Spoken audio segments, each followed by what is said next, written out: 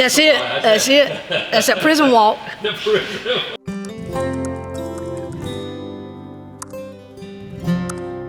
Addiction is horrible. It just gets you to your core. You cannot escape it by yourself. You cannot do it on your own. You have to be with other people that are just like you and find someone that you can trust and talk to about it. You can't do it on your own. I never could do it because I had never found Jesus.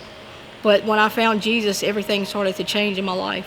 Didn't grow up in a church. My grandmother was in the church. I was never involved in a church because I've always thought if you can't see him, then he's not real. As a child, I was sexually molested, and I just would do anything I could do to just numb that pain, just to not feel it, to escape the feelings. During middle schools, when I first tried my first drug, my friend's mother used to buy us alcohol all the time before I'd go into the skating ring, and I would just get very drunk in there and go in there, get sick, and just do it all over again. I look forward to it on the weekends. My senior year is when I started really steering off. I was doing a little bit of cocaine and marijuana. I did go to Wake Tech and NC State for a year and a half, and I met a guy. He introduced me to some other drugs, and I took a semester off, and I never went back, and that's when all my criminal history really began. I got into a car accident and broke some vertebrae in my back and was prescribed Percocet, and the Percocet I took for a long time, and I started abusing it, and then I learned about heroin. Like, I would do whatever I had to do, steal, rob, it didn't matter what I had to do. I would go to any length to get that drug because I could not stop. I used to live and live to use. I had to, I'd be sick. I've been incarcerated 7 different times. I've did every drug program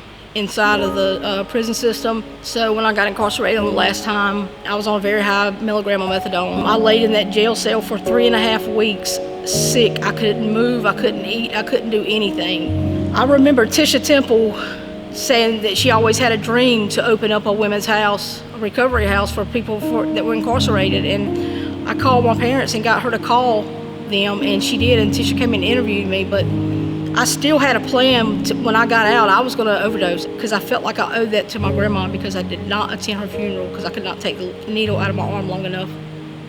I was supposed to go to court on March 6th, and we were going to try to get a bond reduction, and March 2nd, I got an attorney visit saying that my bond had been unsecured under the conditions that I report to Grow and Grace. Still, I had that plan in my head. So I asked Tisha, could I go to my parents one night and spend the night before I reported to the home? And she says, no ma'am, you report there as soon as you get out. Save my life. As soon as I walked through the door, I could feel just the presence of God.